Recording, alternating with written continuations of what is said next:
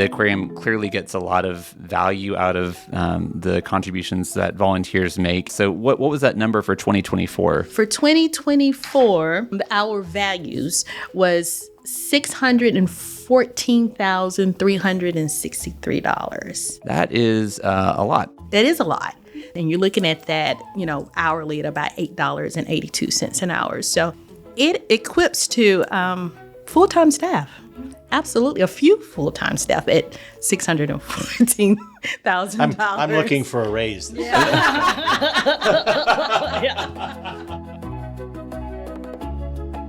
Hey there, Podcast Aquanauts. It's your host, Casey here. Originally, this show's first season was supposed to be about 12 episodes long. Instead, we went for 50, and then I went for a nap to recuperate. Having thoroughly scrubbed and disinfected the inside of the studio dive cage, I've invited some of my teammates inside to chat about a topic whose tendrils touch on almost every aspect of the aquarium: volunteering.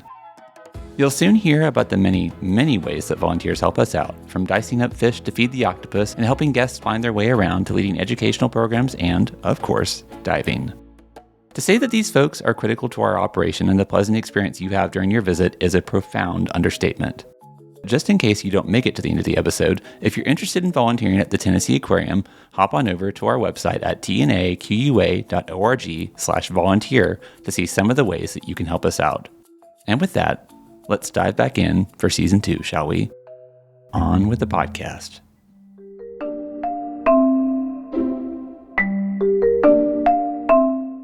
Hello, and thank you for joining us for another episode of the Podcast Aquatic, the official podcast of the Tennessee Aquarium. Today, let's talk about volunteering. A lot of people like the idea of being at an aquarium in a role other than just a visitor, and the best way to do that, if you're not actually hired at the aquarium, is to volunteer. And let me go ahead and introduce the cast for the episode. Today, we've got Darleene Cole, who is our Senior Project Manager of Volunteer Services. Darleene, thank you so much for coming and joining us. I know this has been kind of a work in progress. We've been trying to make this happen for a long time. We have, and I'm super excited about it, that we finally get together, and it's perfect timing. And next to you, your partner in crime, Claudia Mendez-Marti, who has been on the show before. Thank you for coming back. The last time you were on, you were talking about your trip to Africa as part of our discussion of global travel, and you are our volunteer engagement coordinator. So thanks for coming back, Claudia. Happy to be here. And then we have an extra special guest. You're all special. Let's be honest. But we've got Danielle Backlund, a volunteer here at the aquarium. We'll talk about the particular role that you play here and how long you've been doing it and all that stuff. But in the meantime, thank you for joining us here in the studio dive cage. Well, thanks for having me. All right. I think the best way to start this is just by establishing the fact that before we even start the discussion, volunteers here, and I'm sure Claudia and Darlene will agree with me, are basically the oil that make the machinery of the aquarium function. There are a lot of people who are full-time hires here at the aquarium who do a lot of different roles like podcasting or volunteer management, but really the volunteers serve so many different functions that I don't know that the aquarium would function without them. In fact, we got to see what that would look like a little bit during the pandemic. I'm seeing some knowing nods from Darlene. For about 96 days, we were shut down back in 2020, like a lot of the world. And in that time period, a lot of the tasks that normally would be taken care of by volunteers fell on our full-time staff. And boy, you want to talk about people looking very haggard and harried and overworked. There was a lot of lift that's done by the volunteers that was not being done during the pandemic. So we saw firsthand what life would be like without volunteers. And I think we all agree that that is not something we want to experience again for a lot of different reasons, but volunteers not being around is one of them. So let's get a little bit of background on everybody. Claudia, as I said earlier, you came on to talk about travel last time. So now we're talking about your role here at the aquarium as the volunteer engagement coordinator. What does that mean? What do you do? Volunteer engagement coordinator. I'm basically in charge of training them. I'm also involved in daily check-ins, evaluating our programs, making sure the training that I made last year is working. Like this year, I changed it a little bit just to make it better from the feedback I get from our volunteers. I also create our mentor team and train our mentor team, which is the team that I have, there are volunteers that are part of my team that actually help me train our new volunteers. So I have a little bit of under me a great group of volunteers that assist me every day, all the time. Like your camp counselors. Pretty much, yes. All right, Darlene, what do you do? What is the senior project manager of volunteer services? What is that? I mean, it sounds very important, and obviously you are a very busy person. So what does your job entail? My job actually is managing the volunteer program. So we have many volunteers in a lot of different spaces, but we want to make sure that every department is supported with the volunteers that they need. And that's what I do. I recruit volunteers. I make sure that, they are vetted.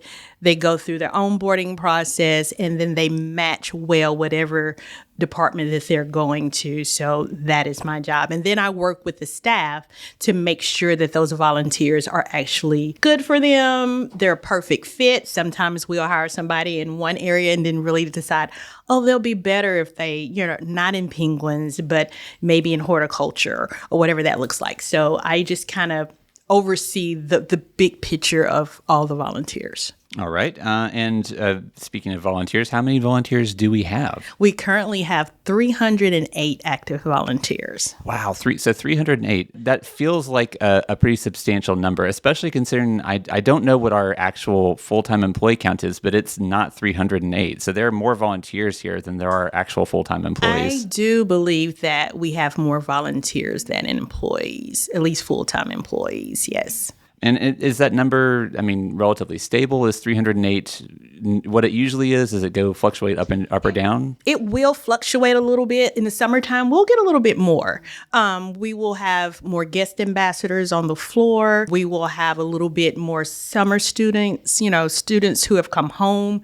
Even though right now we will have quite a bit of college students right now. But in the summertime, you'll have more like high school students.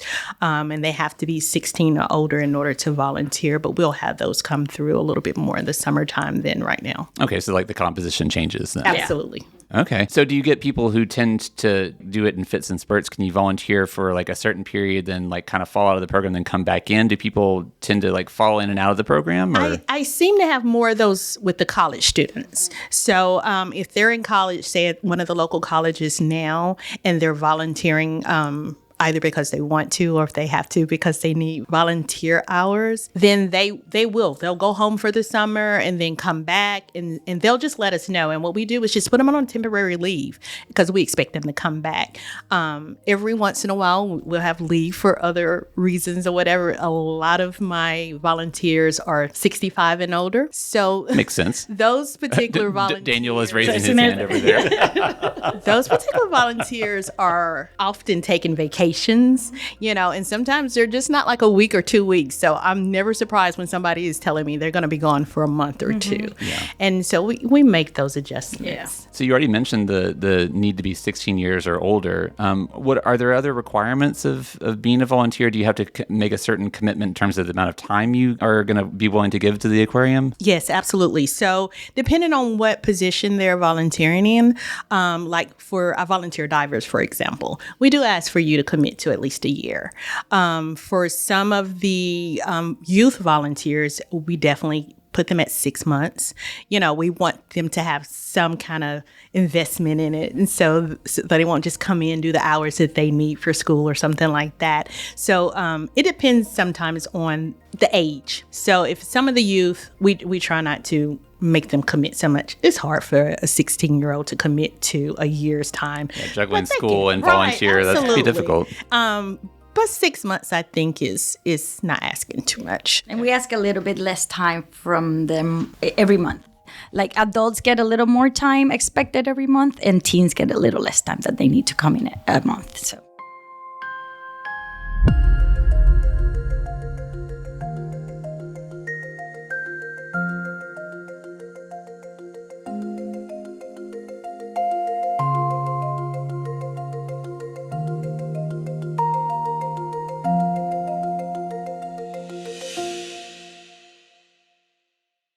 The aquarium is such a draw, like regionally. We get people coming from all over the place to come and visit us. People, nationally come and visit us. So is the same true of the volunteer?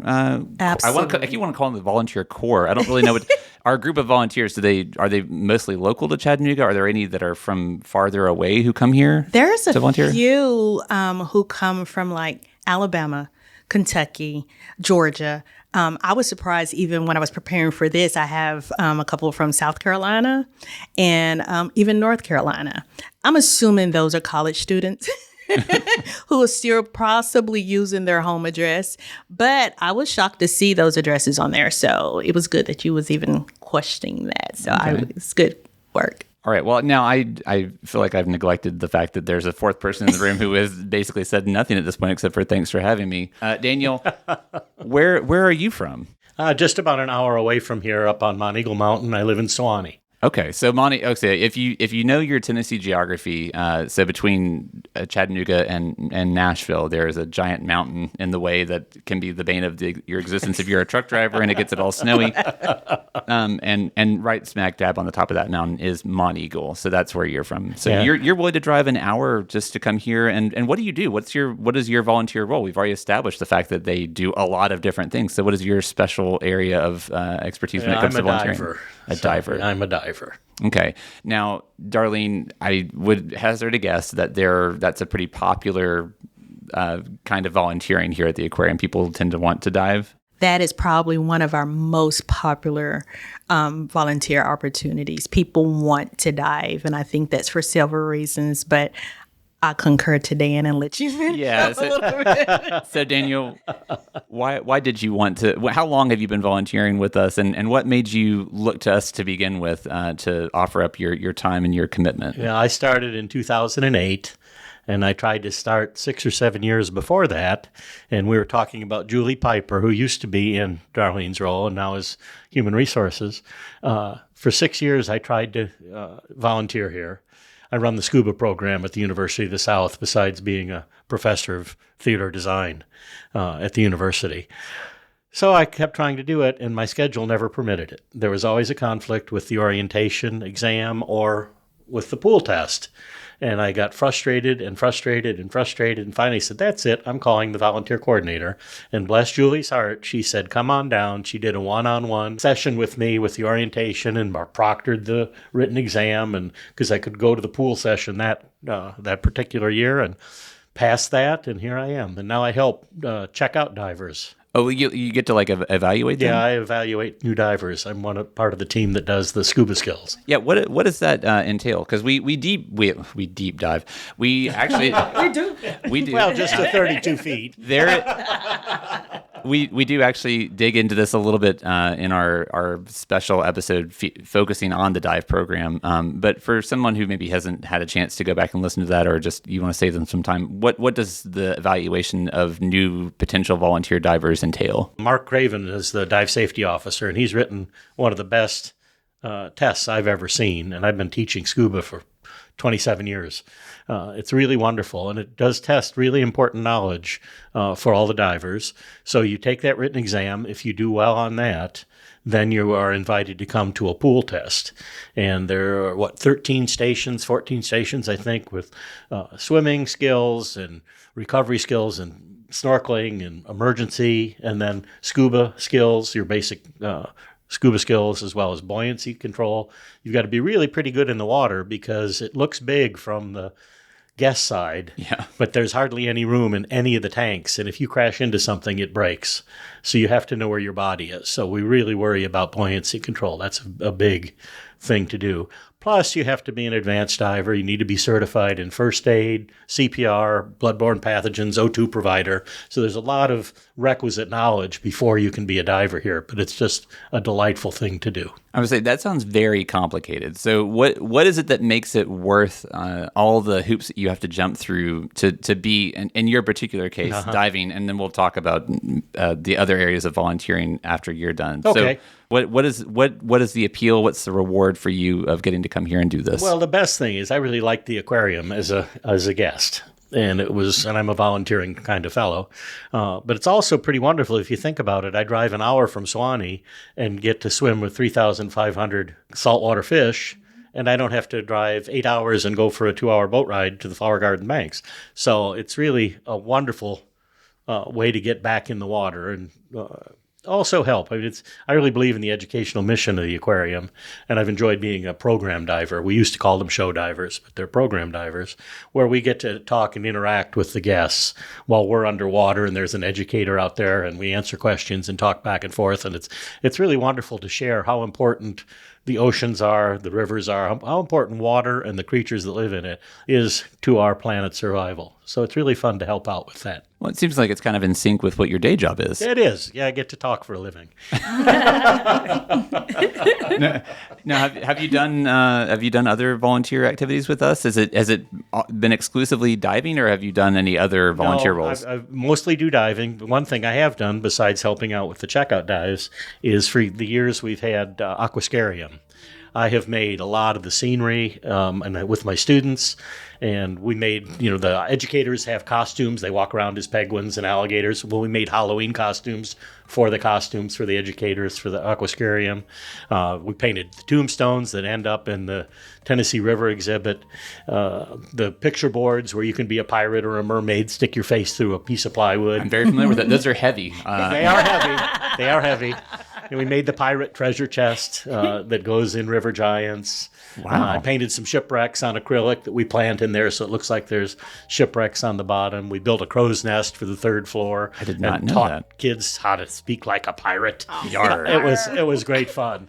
So I've done a lot of that kind of stuff too, which has really been, but it's all been water related is what I've done here. That's so appropriate because you're listening to this if all things pan out as they should, which may or may not happen. You're listening to this in the middle of November, but as we are recording it, it's just actually next week, next Friday is Aquarium. That is, just for clarity, in case that was not clear to you from that description, that is our annual Halloween celebration. It's our spooky but not too spooky celebration of Halloween. And I help every year with moving all of those decorations around. And boy, some of the things that you mentioned are very, very well built. They are robust. Well, we knew that they would need to stand up in and out every year.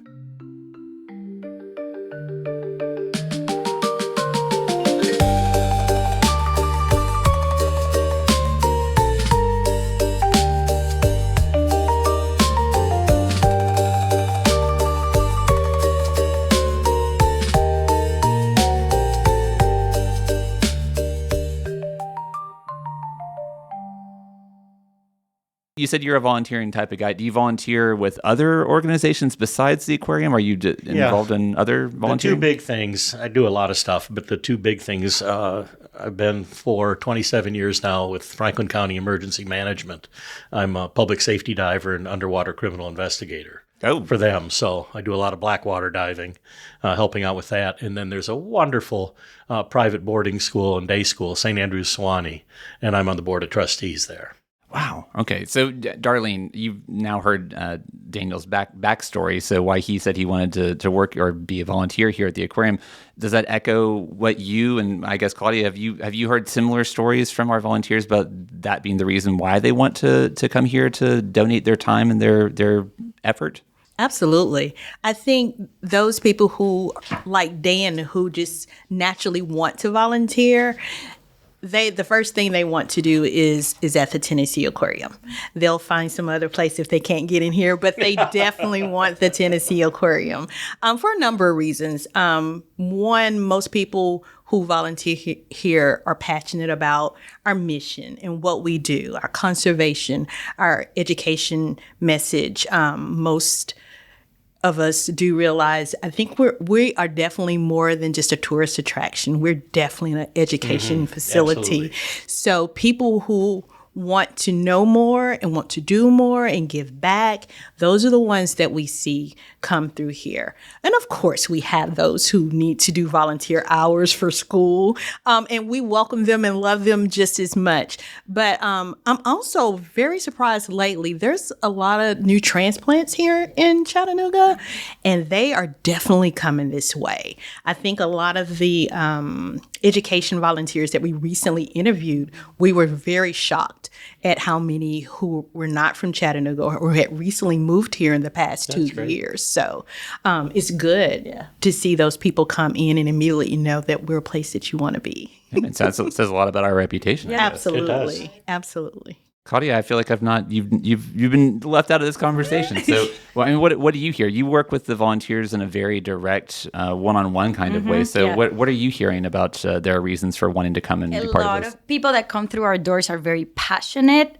about what we believe in, and they really want to be part of it in a way that they think is impactful to our guests, especially a lot of our education volunteers or guest ambassadors. They really want to connect with our guests and make sure that our guests receive that passion and that mission that we all are really proud of. So that's usually what I hear about it. That's why they're here, and that's why they want to make sure that they're also part of this community, which I think is a great community and what we stand for. And having those people believe in the same thing that we do is very inspiring, I believe, for us. Yeah.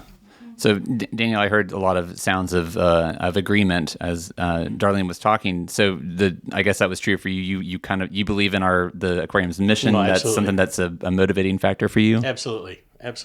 Okay. It's really important. Why is that important? Well, water is the center of everything for us, and wonderful little tidbits of information that you can share. That the plastic bag you got at the store that you pitch in the river here in a couple weeks will be in the Gulf of Mexico. Things like 26 states drain into the Gulf of Mexico.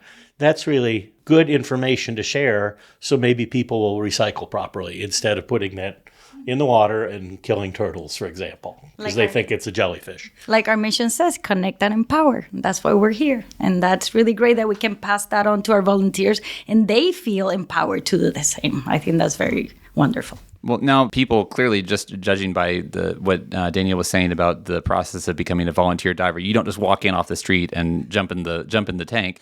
So talk about the process of getting people ready to become a volunteer, because there is a process, and you mentioned earlier, Claudia, that you adjust some of those training protocols. So what does it entail? What do you learn once you come here and you say you want to be a volunteer? What happens next? Okay, so especially when it comes to guest-facing volunteers, those would be the education volunteers, the guest ambassadors. They have, for example, the education volunteers have 6 classes that they come in the afternoons. They get trained on everything from the history of the aquarium, so they get a big idea of why we're here, why we're doing what we're doing. They also learn about ACA, the Association of Zoos and Aquariums, which is something super important to us. So they need to get that bottom support of getting the overreach idea of what we are and what we stand for. But then we go into body language. Like they learn how to read body language from our guests and see if they want to engage or not, how to start a conversation, how to end the conversation, because some guests... So I could use help with that for the podcast. And I actually added that after the first year of training because I saw how much need there was for that. And I also add words matter. Like we just changed the word show to program. Right. So words do matter. So that's another thing that I share very intensely with them. And I give examples of, instead of diet, we use nutrition. So it's just making sure that they got the nuances.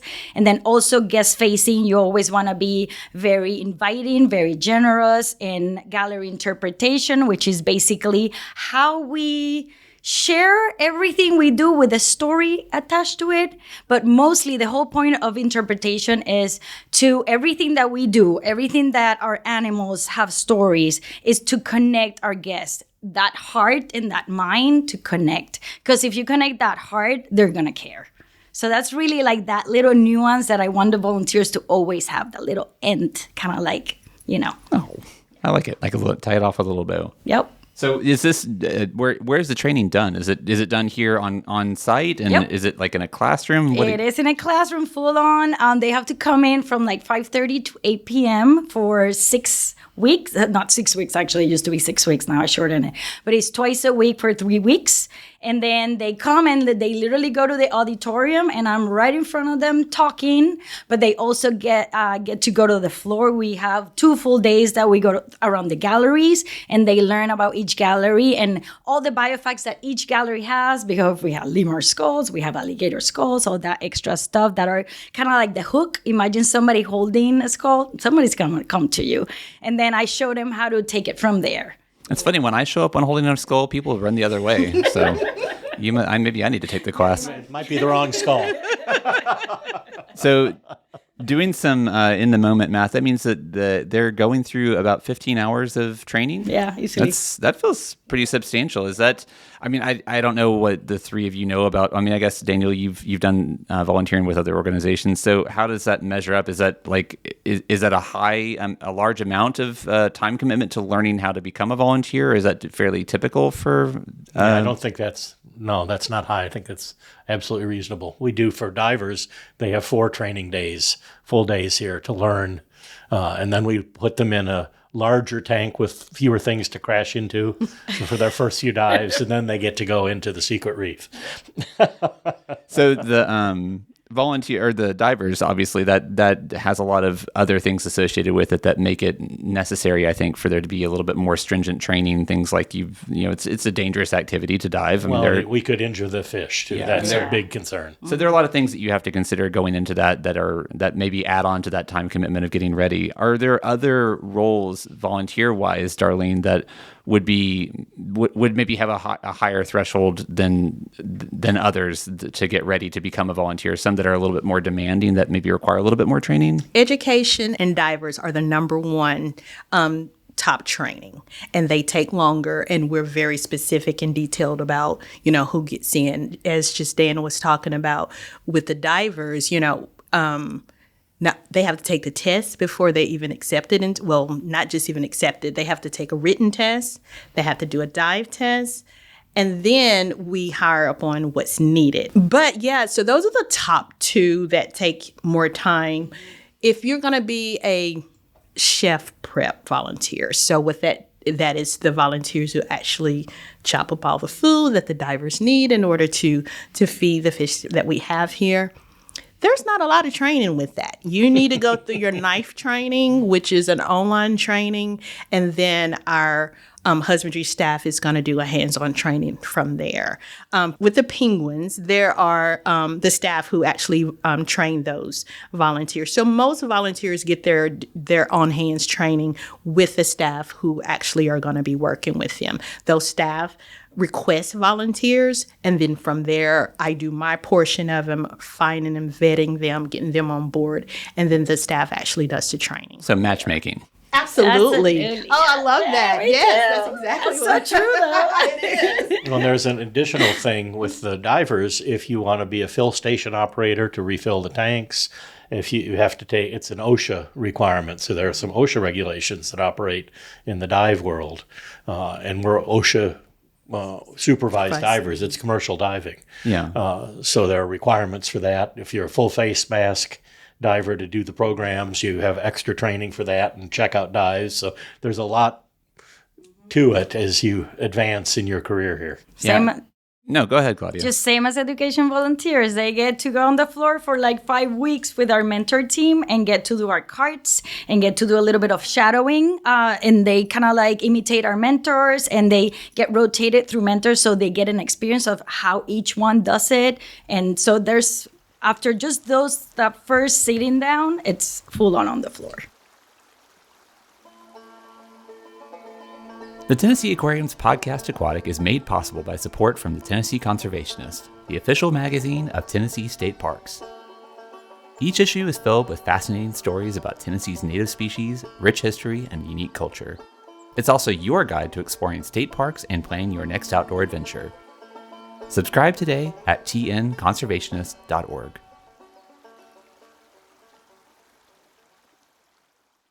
The aquarium clearly gets a lot of value out of the contributions that volunteers make. And it feels like once a year I reach out to you, Darlene, to ask how much the salaried equivalent of their commitment or their time that they donate to us is worth. Because we're able to basically create like a monetary equivalent or a salaried position equivalent for the amount of hours that they give us. So what was that number for 2024? For 2024, the hour values was $614,363. That is a lot. That is a lot.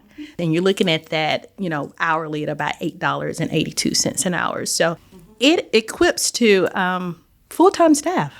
Absolutely. A few full-time staff at $614,000. I'm looking for a raise. Yeah. Man. So And this year to date so far, we're a little bit over that already. Really? Yeah. All right. Well, that is a substantial contribution they make to us. And I given that you were doing this during the pandemic, maybe you can speak a little more personally to what it was like to not have access to our volunteers and the contributions they were making back in 2020. It was such a hard time. Your expression. You looked the definition of crestfallen Well, there. I think from this point forward, we always have the before the pandemic. So it's always before the pandemic. And at that point, we had over 400 volunteers when we shut down. And it was a challenge to engage with these volunteers. Everybody was going through personal and emotional stress. So you try to bring a little bit of joy to them or bring a little bit of the aquarium through them through Zoom. I don't know how effective that was, but we tried. And we came back after the pandemic with a way smaller number than we left with for numerous of reasons. And the dive team shrank from 6 to 4, Right. for example. Right. And we had almost no volunteers. There was a few. And a lot of them even were trying to figure out ways they can help. I remember one volunteer who made masks.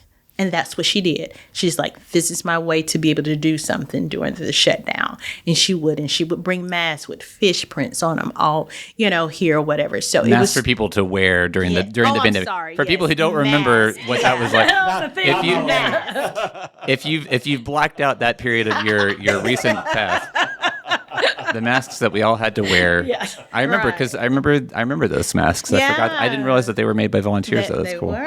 They were. And so once we got back and slowly start trying to recruit and see what we were dealing with, we really begin to focus on making sure that we were intentional about making sure we had quality people and not just the quantity of people. So we want to make sure that people felt like they were being helpful in ways that sometimes prior to that, sometimes it's like, well, it's a lot of us here, but we feel like we're not being helpful. So, and then we also opened up new opportunities once we opened back up. So I purposely try to find other ways to utilize new volunteers. Like right now, we have a new program open for the lab volunteer who helps with water quality. Okay. So I'm currently recruiting for that. Brand new. I have not one person yet, but I'm excited about it, and I'm excited about the opportunity for You should it. get some good college students from that, too. Well, I hope so. I really exciting. do. The guest ambassadors, that was new when we came back. So they're also guest-facing volunteers. They don't go through the whole training that education volunteers go through. They're just wayfinders and greeters. They make people happy. They're in locations that the paid staff are not in. They don't know all the details about each animal or exhibit or anything like that, but they're there to help out. They're just there to be a smile, to say welcome and show people which way they need to go, suggest dinner options, and they're happy to be here. And that's a good way for the youth, when they want to come in and do something, that's a good way to get them in the door, to get them comfortable with talking to people, because a lot of people can be shy. And Claudia does she does great training to make sure they're feeling comfortable on the floor.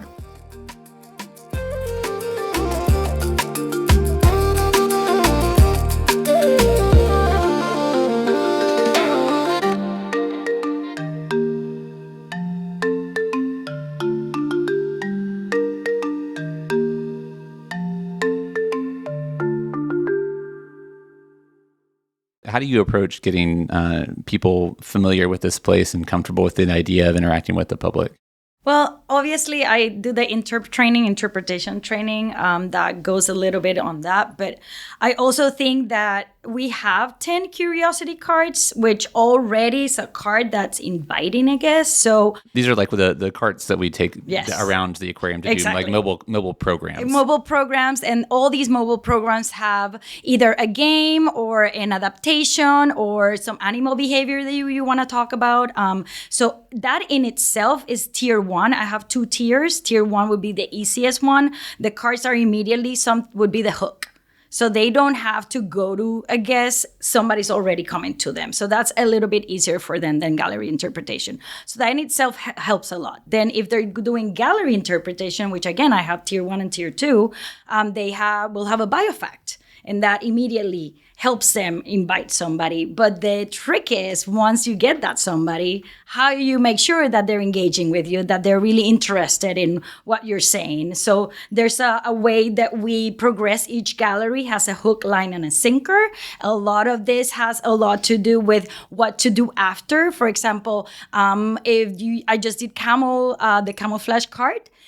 I always tell them, make sure that if you don't see an animal in an exhibit, make sure you really look, because they're probably hiding really well. And then I also say, when you go to your backyard, make sure you're looking out for animals because they hide really well. So we do give them that like extra to take home. Hopefully their moms will engage and their parents will be like, oh, let's go see birds outside. So it's just that little extra that we try to make sure that that heart gets. It's the toy and the Happy Meal. Yeah, pretty much. Pretty much, yeah. All right. So clearly, we've already talked about the fact that we get a lot from our volunteers. What do they get from us? Oh, we have a robust volunteer package, I believe. So, first of all, they have free parking, free admission. They have access to be able to go to other zoos and aquariums for free. So, and that is for the volunteers only, but we do have a reciprocation program with AZA facilities. And so I reach out to my counterparts at those zoos or aquariums and make sure those volunteers can go visit another zoo and aquarium at no cost.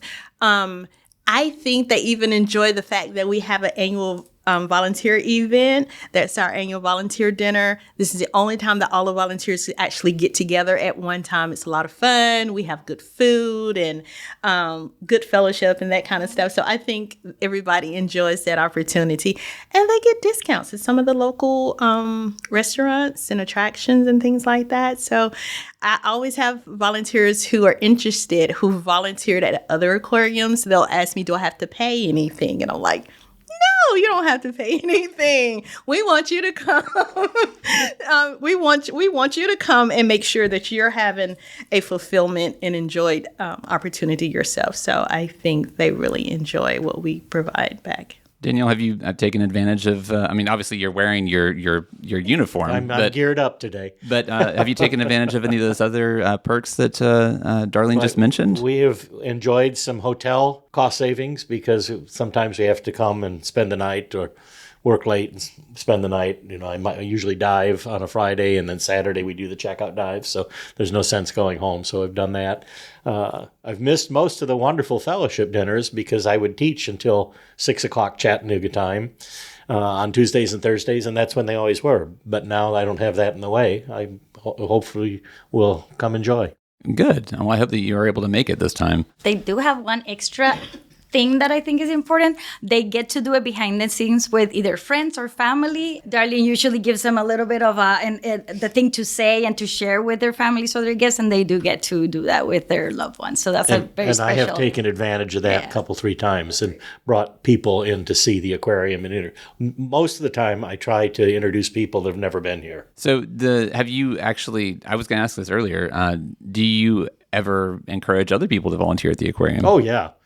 A number of my former students dive here. Oh, really? Yeah. Oh, cool. So, okay. So is that usual, Darlene? I mean, I wanted to know from you, and I didn't put it on the list of cheat sheet questions that I sent you earlier. But how do you find new volunteers? Oh, they find us. Oh, so you're not having to do a lot of outreach. They do in certain departments. We have to do a little bit of work of recruiting. But for education and divers, they definitely find us. A lot of the divers are recruits from other divers. So I hear all the time when I have the new recruitment, my friend or my family member or, something like that. I'm surprised at even some of the families are here. So we have a lot of volunteers, and not just as divers, who come as families. So we don't have to do anything for that. In fact, I think we turn more people away than anything. I guess it's nice to be in a position of being able to be selective. Yeah, absolutely. And rightfully so. Diving is a lot of fun, but it is a lot of responsibility. And we want to make sure that people are dependable and responsible when they get in that water. Daniel, what's the thing that makes it worth the hour and 20-minute drive to come here and do this on the regular? Well, we talked about the mission, which I really absolutely do believe in. But some of the other wonderful things is I've been on the same Friday for almost 18 years now. And I have made such good friends on those teams. People come and go, but that's always been my only Friday. And it's not like family, but it's wonderful to see your good friends every 4 weeks. And fortunately for me, I love Thai food, and Thai Smile is just down the street. And my entire team loves Thai food. So back when they used to close in the summers for 2 months and go back to Thailand, we all told Mark we're not diving for 2 months because we only come for the food. Your job But sites. it's really a wonderful team. It's a great group of people, and it's a joy to be with them and work with them.